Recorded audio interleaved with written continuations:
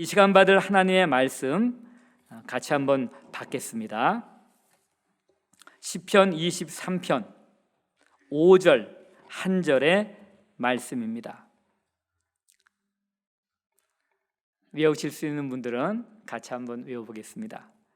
주께서 내 원수의 목전에서 내게 상을 차려주시고 기름을 내 머리에 부으셨으니 내 잔이 넘치나이다. 아멘. 자리에 앉으실 때 앞뒤 좌우 계신 분들 서로 인사하시고요. 또 온라인 계신 분들도 옆에 계신 분들 인사하세요. 그리고 화면 향해서 한번 손 한번 흔들어 주시기를 바랍니다.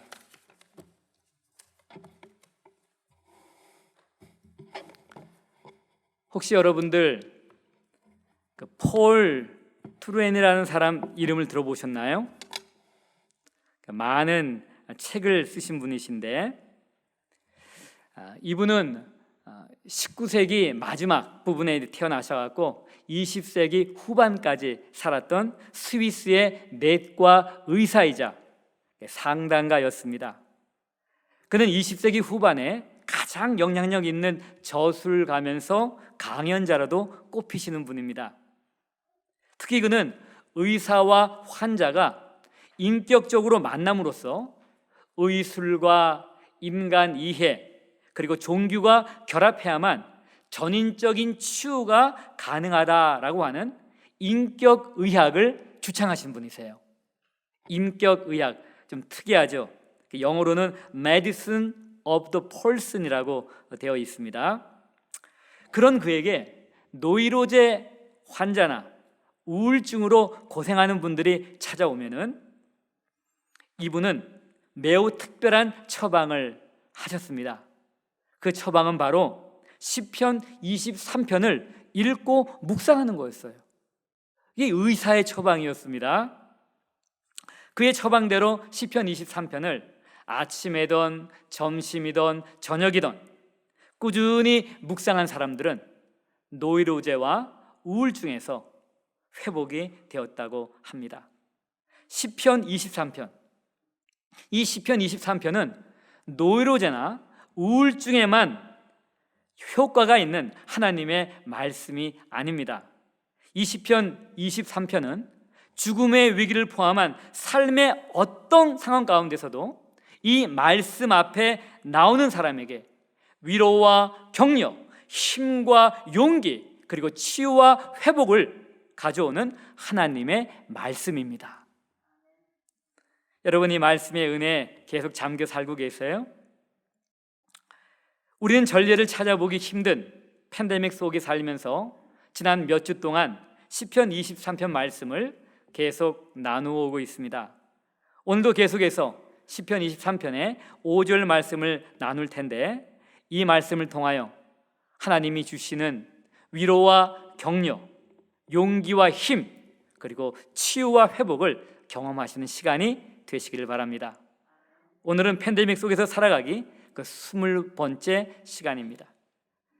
지난 시간에 시편 23편 5절 가운데 기름을 내 머리에 부으셨으니 디샨타 바쉐멘 레시 로시라고 하는 이 구절을 살펴봤습니다. 디샨타라고 하는 것은 기름을 부었다라고 하는 거예요. 디샨타. 그리고 바쉐멘 하면은 기름을입니다. 기름을. 디샨타는 기름을 붓는 걸 얘기하는 거고요. 로시는 나의 머리입니다. 디샨타 바쉐멘 로시, 이거 히브리어 말씀이고요. 한글로는 기름을 내 머리에 부으셨으니 라고 번역을 한 것입니다. 이미 말씀드린 대로 이 5절에는 상, 기름, 잔이라는 단어가 등장해서 1절부터 4절까지 쭉 왔던 목자와 양의 이미지보다는 집주인과 손님의 이미지가 더 자연스러운 구절이에요. 그래서 지난 시간에 이 5절 말씀을 집주인과 손님의 이미지를 가지고 해석하고 적용을 했던 것입니다. 그런데 이 5절은 꼭 집주인과 손님의 이미지로만 해석할 필요는 없습니다. 저는 그래서 개인적으로 이 구절은 두 가지 의미, 즉 이중적 의미로 해석할 수 있고 또 그렇게 하는 것이 더 풍성한 해석과 적용을 할 수 있다고 생각을 하는 것입니다. 제가 이 구절을 이중적으로 해석하는 데는 두 가지 근거가 있어요. 하나는 단어 자체가 주는 이중적인 의미 때문이에요. 즉 상이라든가 기름이라든가 잔이라고 하는 것은 집주인과 손님의 관계에서 사용될 수 있지만 이것은 목자와 양의 관계에서도 사용될 수 있는 단어입니다. 두 번째, 시라는 형식이 주는 특징이죠. 시라는 형식이 사람으로 하여금, 읽는 사람으로 하여금 자기의 상황에 맞게, 자기의 경험에 맞게, 자기의 지식에 맞게 그렇게 해석할 수 있는 가능성을 열어놓는 구조라고 하는 것입니다. 형식이라고 하는 것이죠. 물론 성경의 시편이 읽는 사람이 자기 마음대로 그냥 자기 좋은 대로 해석하고 마치 일반 시를 읽는 것처럼 그렇게 마음대로 해석해도 된다라고 하는 것은 아니에요. 하지만 시편 23편 5절의 경우는 이미 목자와 양의 이미지로 쭉 진행되어 왔기 때문에 그렇게 해석하는 것이 가능하다라고 하는 것입니다. 자, 지난 시간에는 집주인과 손님의 이미지로 기름을 내 머리에 부으셨으니를 해석을 했습니다.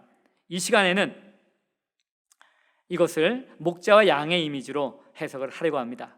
잠시 여러분의 기억을 환기시키기 위해서 기름을 머리에 붓는다라고 하는 것이 집주인과 손님의 이미지로는 어떤 것을 의미하는가? 그것은 집주인이 손님을 환영하고 인정하고 존귀하게 여긴다라고 하는 의미라고 말씀을 드렸어요. 여러분, 하나님이 다윗을 그렇게 해주셨다라고 하는 것입니다. 그런데 이것은 다윗에게만 적용되는 것은 아니에요. 여러분, 다윗이 하나님으로부터 인정받고 그렇게 존귀하게 대우를 받았을 때 얼마나 감격했을까요?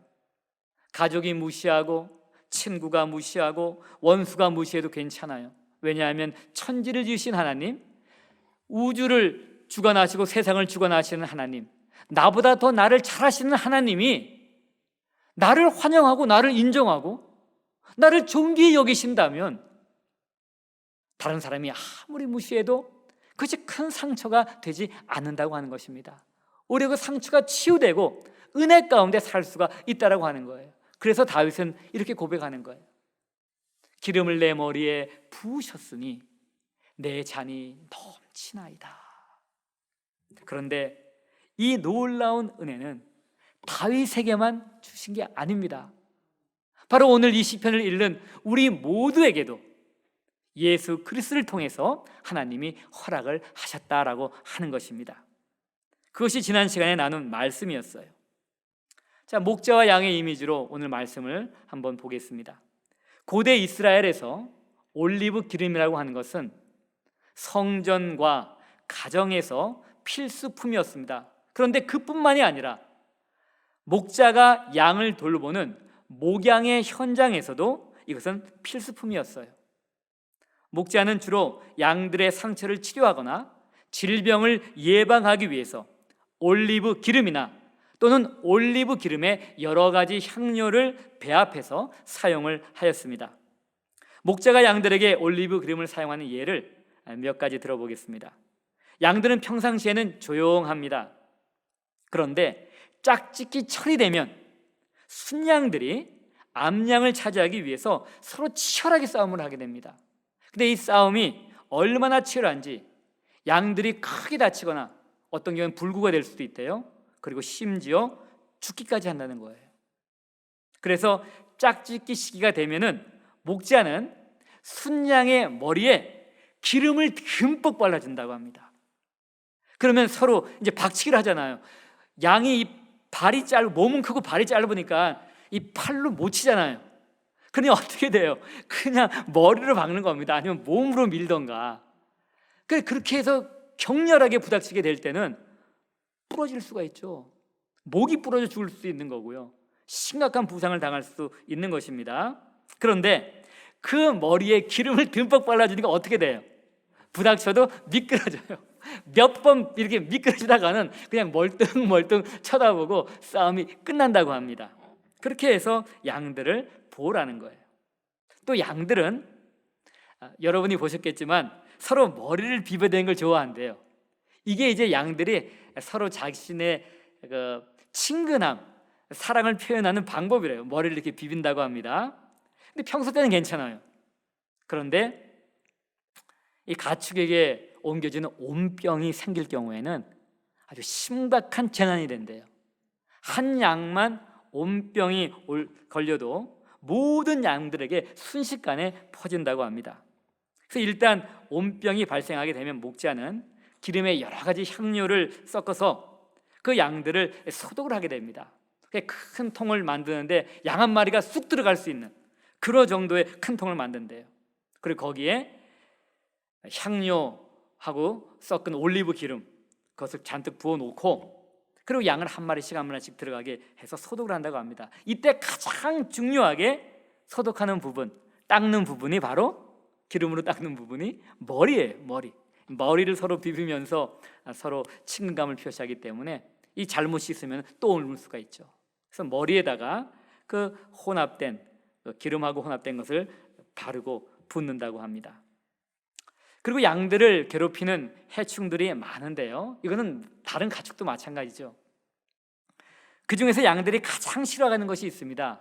그것은 양의 코 속에 기생하는 양 코파리라는 거예요. sheep bud fly라고 하는 겁니다. sheep bud fly, BOT입니다. 소가 싫어하는 건 뭔지 아세요? 예, 쇠파리죠. 쇠파리.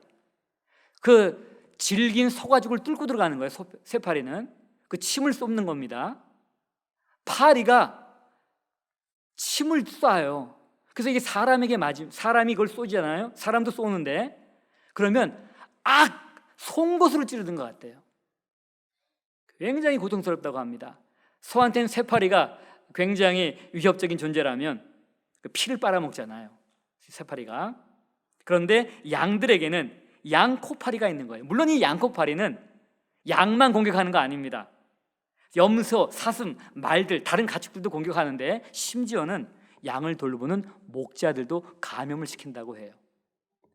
이 다른 파리하고 달리요, 이 양코파리는요, 암컷이 자기의 몸에서 알을 부화시킨대요. 그런 후 이 암컷 양코파리가 그 부화한 구더기를 양의 코 속에 집어넣는 거예요. 물론 양코만 아닙니다. 다른 짐승의 코에도 집어넣는 거예요. 그래서 코에서 몇 달 동안 기생을 한 구더기, 잘 먹고 잘 사는 겁니다. 그러면 코 밖으로 나오는 거예요. 그러고 나서 다시 이제 이게 자라갖고서 양코파리가 되는 거예요. 또 날아다니면서 알을 낳고 부화한 다음에 다시 양의 코 속에다 그걸 집어넣는 것입니다. 그런데 코 안에 있을 때 이게 이제 몇 개월 가는 거잖아요. 그러니까 얼마나 괴롭겠어요. 근데 어떨 경우에는 이 구더기가 신경계를 침입해서 아주 치명적인 손상을 양에게 가할 수가 있다고 합니다. 목자였던 필립 켈러, 이미 제가 여러분에게 소개해드렸던 양과 목자라는 책에 보면 양코파리 구더기 때문에 고통당하는 양들을 이렇게 묘사합니다. 견디기 힘든 이 고통에서 벗어나기 위해 양은 머리를 나무나 바위, 기둥 혹은 잡목 등에 사정없이 부딪힌다. 머리를 땅에 대고 문지르고 나무 숲에서 구르기도 한다. 심하게 감염된 경우에는 고통을 더 이상 받지 않으려고 미친 듯이 날뛰다가 목숨을 잃을 수가 있다. 코파리의 유충에 감염되고 오래 지나면 눈이 멀게 되는 경우도 있다. 양들은 이 양코파리를 피하기 위해서 필사적으로 노력을 합니다. 하지만 양의 신체 구조상 그들의 노력에는 한계가 있는 거예요. 여러분, 서도 쇠파리 쫓으려고 그 꼬리로 하지만 그 꼬리가 얼마나 길다고 앞에 있는 거 칠 수가 없잖아요. 양도 발은 짧아요. 머리하고 몸은 크잖아요. 그러니 양코파리가 온다고 해서 손으로 뭐 이렇게 할 수 있는 그런 게 아니잖아요. 그들의 노력에는 한계가 있어요. 그들은 목자의 도움이 절실히 필요한 것입니다. 자, 그렇다면 목자는 양코파리로부터 이 양들을 어떻게 보호할까요? 필립 켈러는 이렇게 기록하고 있습니다. 이분은 이제 아프리카 그 북부 쪽 지역에서 목자 생활을 했던 분이에요. 주로 거기에 했는데 그것과 고대 유대 지역의 목자들도 비슷하다라고 이제 생각을 하면서 이제 자기 글을 이렇게 쓴 겁니다. 나는 언제나 아마유, 유황, 타르를 섞어 직접 만든 방충용 기름을 양의 코와 머리에 발라 코파리들이 접근하지 못하게 했다.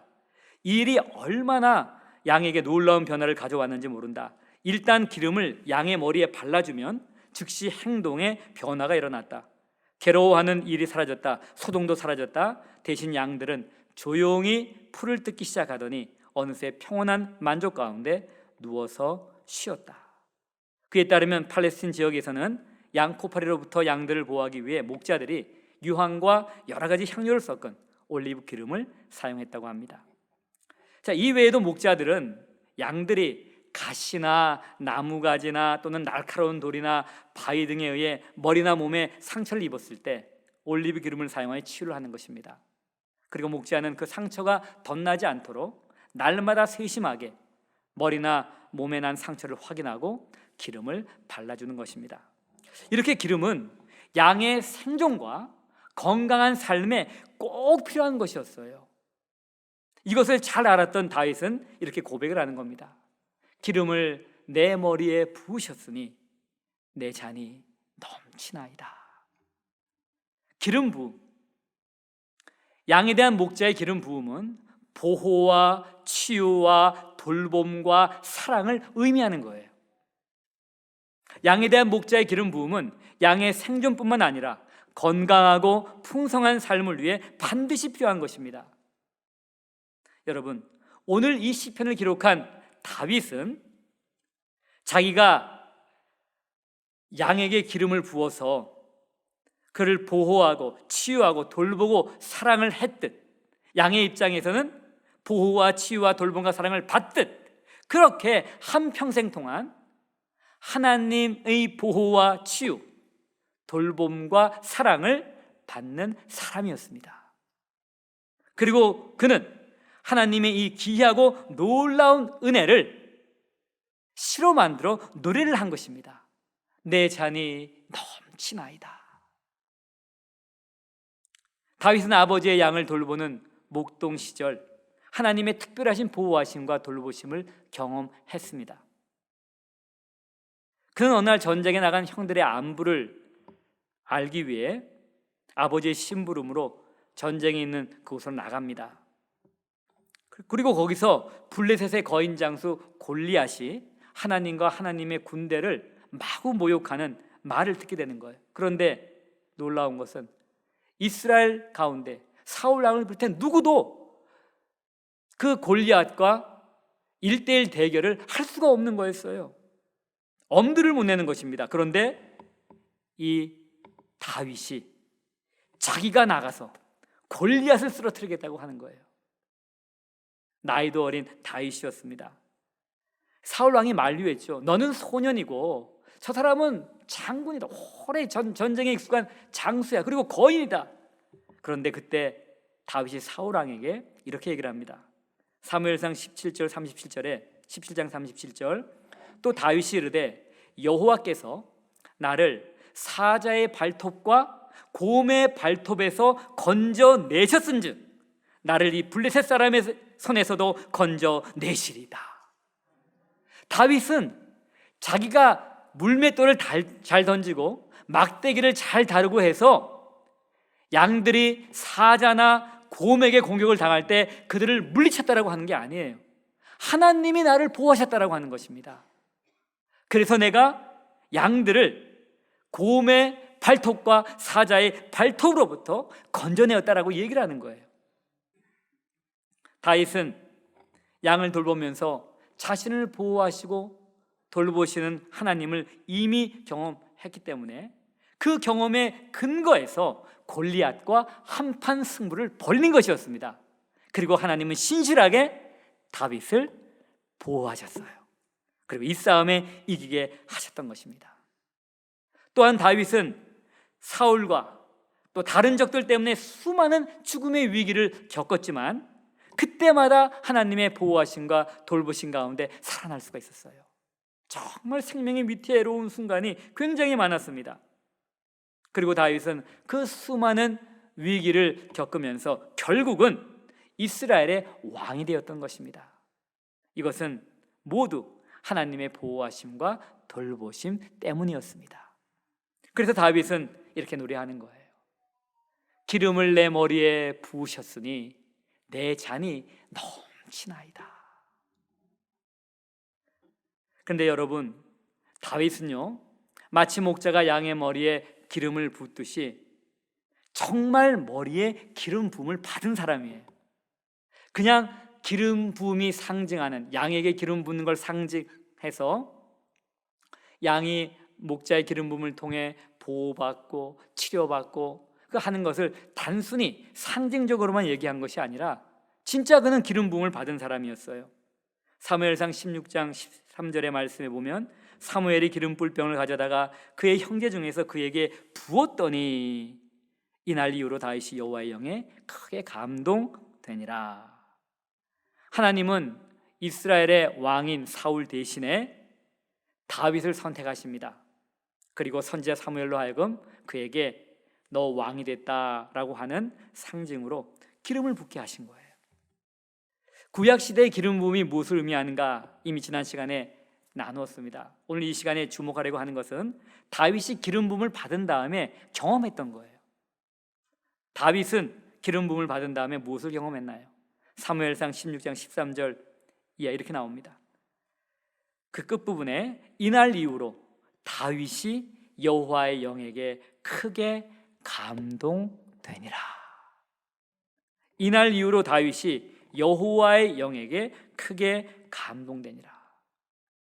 눈에 보이게 기름을 붓는 것은 눈에 보이지 않는 하나님의 영, 즉 성령님이 기름 부음을 받는 사람에게 실제로 임하는 것을 상징적으로 보여주는 거예요. 눈에 보이는 건 기름을 붓는 겁니다. 근데 그것이 무엇을 의미하는가? 내가 선택해서 구별했다라고 하는 것도 있지만 선택하고 구별한 사람에게 성령이 임한다라고 하는 것을 상징적으로 보여주는 것입니다. 그것은 무엇을 의미하는 건가요? 성령이 부어진다라고 하는 것은 왕을 세우신 다음에 왕의 역할을 할 수 있도록 그 능력을 공급해 주신다고 하는 것을 의미하는 거예요. 성령님이 임재하지 않으신다면, 그 성령님의 도우심이 없다면 다윗도 자기 힘과 능력과 지혜만 갖고 왕의 역할을 감당할 수 있는 것은 아니었습니다. 다윗이 골리앗과 싸워 이길 수 있는 것, 그것은 분명히 성령님이 주신 능력 때문이었습니다. 다윗이 수금을 연주하여 사울 왕을 괴롭히는 악한 영들을 쫓을 수 있는 것, 그 능력을 주신 것도 성령님이셨습니다. 다윗이 자신을 죽이려고 그렇게 집요하게 추적하면서 자기를 죽이려고 했던 사울 왕을 몇 번씩 살려줄 수 있었던 그 너그러운 마음도 바로 성령님이 주신 것이죠. 다윗이 자신을 저주하는 사람을 부하들이 죽이려고 했을 때 놔둬라, 하나님이 허락하시면 그런 일도 안 일어난다 라고 죽이지 말라고 만류할 수 있었던 것도 바로 그 안에 계신 성령님이셨기 때문입니다. 그가 하나님의 사람으로서, 하나님의 마음에 합한 사람으로 살 수 있었던 것도 그의 의지와 능력 때문이 아니라 바로 성령님 때문이었다라고 하는 것입니다. 다윗은 그의 삶에서 이 성령님의 보호와 치유와 긍휼과 위로와 지혜를 몸소 경험한 사람이었어요. 그렇기 때문에 다윗은 이렇게 노래하는 것입니다. 기름을 내 머리에 부으셨으니 내 잔이 넘치나이다.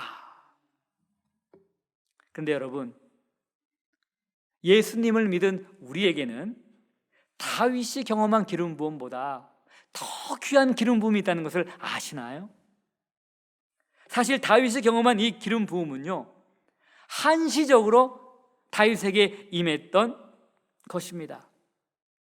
당시 성령님은 필요한 사람들에게 필요할 때 한시적으로 임해서 그 하나님이 주신 직분 또 어떤 일을 감당할 수 있도록 도우셨어요. 그런데 예수님을 믿는 우리에게는 이 성령님이 영원히 우리와 함께 하시는 것입니다. 예수님은 이 성령님을 다른 보혜사라고 부르시면서 이런 약속을 해주셨어요. 요한복음 14장 16절, 내가 아버지께 구하겠으니 그가 또 다른 보혜사를 너희에게 주사 영원토록 너희와 함께 있게 하리니. 예수님을 믿을 때 우리 안에 오시는 성령님은 보혜사로서 우리를 보호하세요. 그리고 은혜를 베푸십니다. 또한 이 보혜사 성령님은 진리를 가르쳐 주시고 진리를 깨닫게 하시고 진리 가운데로 인도를 하시는 거예요. 사실 우리의 신앙생활은 처음부터 마지막까지가 성령님 때문이에요. 성령님이 오시지 않으면 우리가 예수님을 믿을 수도 없어요. 예수님이 이룬 구속사역이 우리에게 적용이 안 되는 것입니다. 그리고 예수님을 믿은 이후부터 주님 앞에 가는 그날까지 누가 우리와 함께하고 누가 우리를 도와주세요? 바로 성령님이세요. 우리가 예수를 믿을 때 예수님은 성령의 기름 부음을 우리에게 베푸십니다. 근데 그것은 우리의 신분하고도 관련이 있어요. 베드로전서 2장 9절 말씀 보면 그러나 너희는 택하신 족속이요 왕 같은 제사장들이요 거룩한 나라요 그의 소유된 백성이니. 하나님이 자기 것을 구별해서 마치 성전에 있는 여러 가지 기물처럼 기름을 발라 구별하죠. 그런데 오늘 말씀 보면 우리의 신분이 왕 같은 제사장이라고 하는 거예요. 구약의 왕에게도 제사장에게도 기름을 부어 구별했잖아요. 그 모든 왕과 제사장과 선지자 역할을 감당하는 온전히 기름 부음 받은 사람으로 오신 분이 바로 그리스도 예수님이신 것입니다. 그 예수님을 믿는 우리에게도 왕 같은 제사장으로서 기름 부음이 있는 거예요. 그건 구별의 의미만 있는 것이 아닙니다. 왕 같은 제사장의 직분, 거룩한 백성의 직분, 하나님의 소유된 백성으로서 살아갈 수 있는 능력을 주시기 위해서도 그 성령의 기름 부음이 필요하다라고 하는 겁니다. 여러분, 그렇다면 이미 여러분 예수님 믿으실 때 성령의 기름 부음이 있었어요. 성령이 여러분과 함께 계십니다. 그러면 다윗처럼 기름을 내 머리에 부으셨으니 내 잔이 넘치나이다. 여러분 이렇게 고백할 수 있으신가요? 아니면 하나님 기름이 말라서 제 잔이 피었나이다 라고 탄식을 하시나요? 혹시 예배에 감격이 사라지셨나요? 말씀을 읽어도 은혜가 되지 않으신가요? 기도를 해도 그저 습관적으로 할 뿐 마음에 흡족하지가 않아요. 정말 하나님이 내 기도 들으셨을까? 이 기도가 응답될까? 봉사를 해도 기쁨이 없고요. 그분이 봉사하면 덕이 안 돼. 그렇다면 그것은 기름 부음이 필요할 때입니다. 예수님이 이미 우리의 기름 부어주셨고 성령님이 우리 가운데 그래서 오셨는데 뭐 또 다른 기름이 필요할까? 기름이 필요할까 하실 수 있어요. 자, 여러분 우리가 예수님 믿을 때 우리 안에 오신 성령님은 우리를 떠나지 않으세요. 그건 주님의 약속입니다. 하지만 여러 가지 이유로 우리 안에 계신 성령님이 근심하시고 탄식하시고 노하실 수가 있으세요. 그러면 예배에 감격이 있을 수가 없죠. 말씀을 읽어도 은혜가 안 되죠. 기도를 해도 마음은 답답해요. 흡족하지가 않아요. 봉사를 해도 기쁨이 없는 거예요. 목사가 설교를 해도 은혜가 안 돼요. 성가대가 찬양을 해도 은혜가 안 돼요. 어떤 찬양을 잘하는 찬양팀이 와서 찬양을 인도해도 은혜가 안 돼요.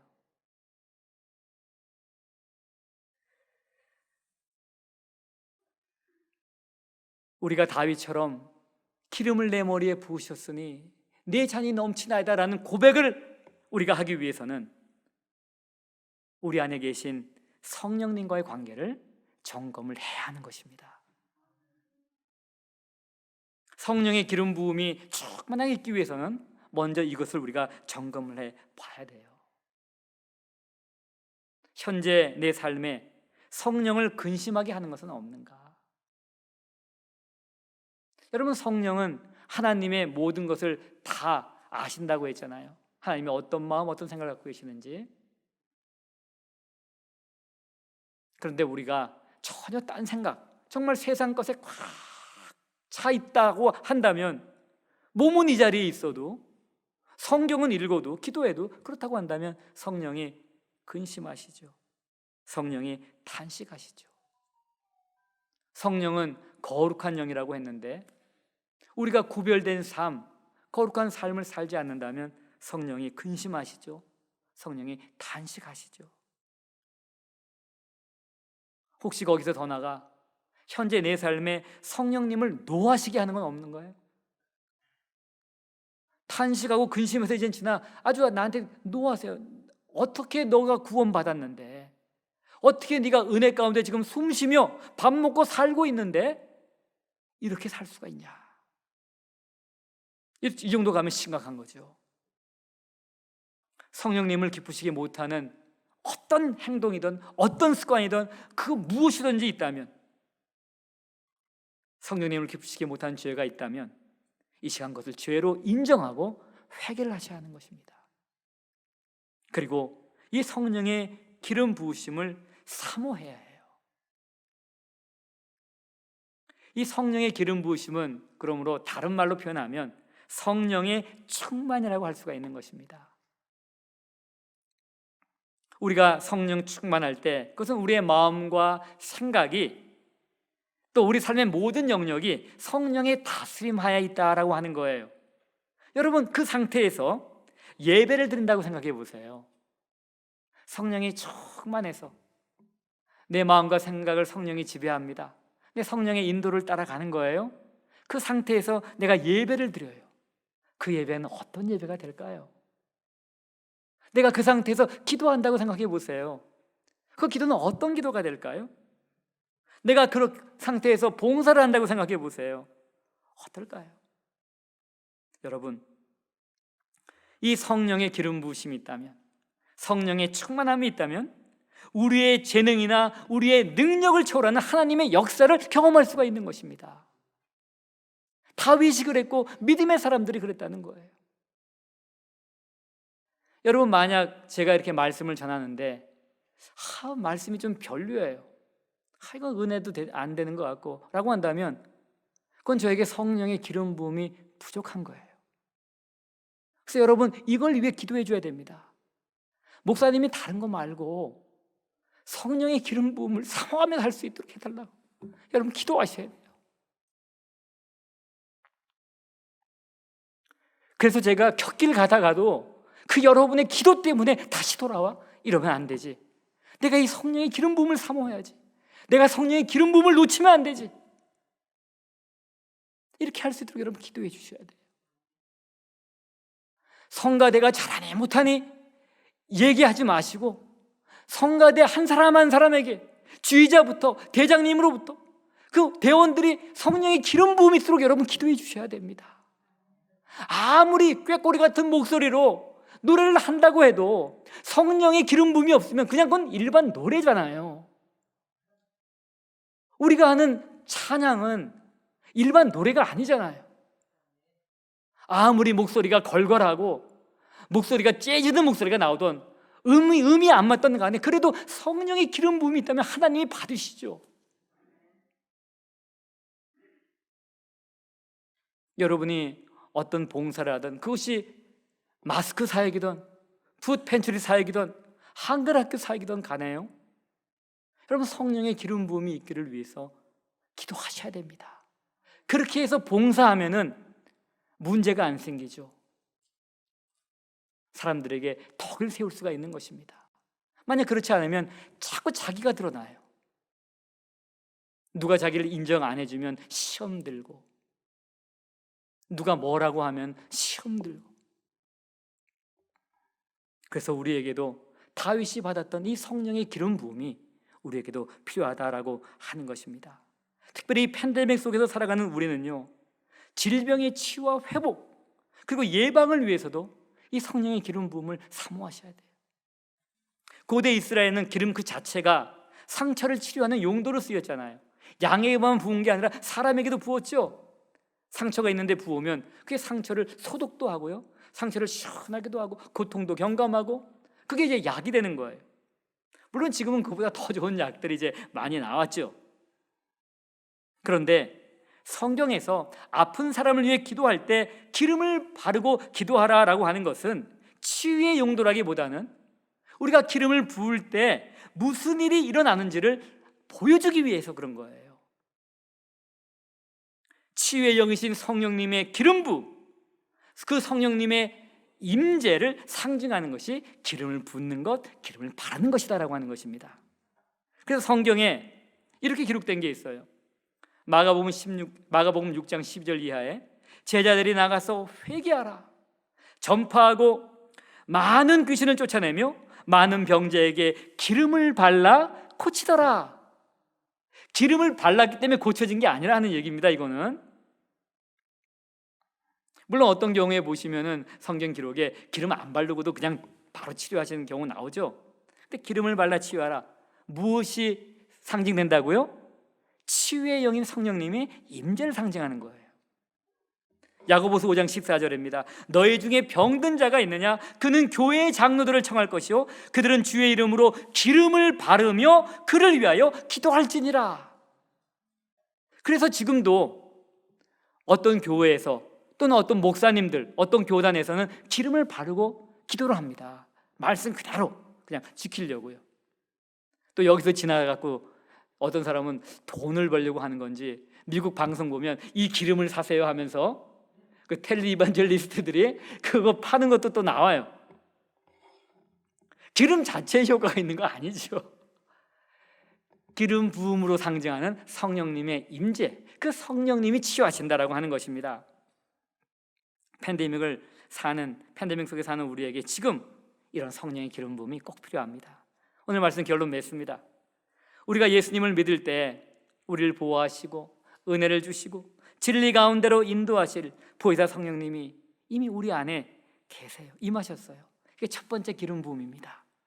그런데 어떤 상황이든지 간에 감사하고 기뻐하는 삶을 살기 위해서, 또 능력 있는 삶을 살기 위해서, 질병을 예방하고 치유받기 위해서, 그리고 흘러넘치는 삶을 살기 위해서는 계속적인 기름 부으심이 필요한 거예요. 계속적인 성령의 충만이 필요한 것입니다. 그러기 위해서는 무엇보다 우리 안에 성령님을 근심하게 하는 죄를 회개해야 돼요. 그리고 그 성령의 기름 부음을 사모해야 됩니다. 다른 무엇보다 이것을 사모해야 됩니다. 그리고 자기 주장을 그만하고 성령의 인도를 받아야 하는 것입니다. 우리 모두 계속적인 성령의 기름 부음을 통하여 다윗처럼 기름을 내 머리에 부으셨으니 내 잔이 넘치나이다 라는 고백을 할 수 있기를 바랍니다. 오늘 말씀 생각하시면서 잠시 결단의 기도를 드리겠습니다.